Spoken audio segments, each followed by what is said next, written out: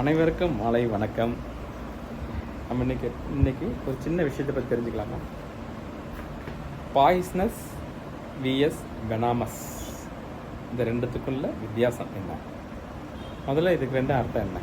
ரெண்டுமே அர்த்தம் ஒன்று தான், விஷத்தன்மை உடையதுன்னு அர்த்தம். பாய்ஸ்னஸ்னாலும் வெனாமஸ்னாலும் விஷத்தன்மை உடையதுன்னு. இதுக்கு ரெண்டு மிகப்பெரிய வித்தியாசம் என்ன தெரியுமா? இருக்காது. வேறு ஒன்றும் இல்லை, நாம் எடுத்துக்கிற பொருளால் நம்ம பாதிக்கப்பட்டோம்னா அதுக்கு பேர் பாய்ஸ்னஸ் பேர். எதிராளி மீன்ஸ் வேறு ஜந்துவாக நம்மளை தாக்கி அதனால் நம்ம பாதிக்கப்பட்டோம்னா அதுக்கு பேர் வெனாமஸ். இது கரெக்டாக சொல்லணுன்னா, உதாரணத்தோடு சொல்லணுன்னா, அந்த பேர் சொல்ல விரும்பலை.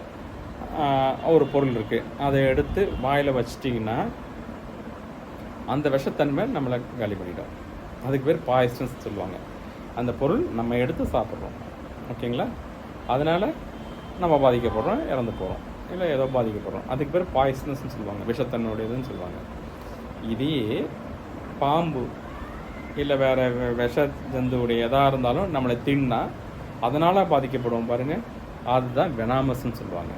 ஸோ இதுதான் இதுக்குள்ளே மிகப்பெரிய வித்தியாசம். இந்த விஷயம் உங்களுக்கு ரொம்ப பிடிச்சிருந்துச்சுன்னா லைக் பண்ணுங்கள், ஷேர் பண்ணுங்கள். மிக்க நன்றி.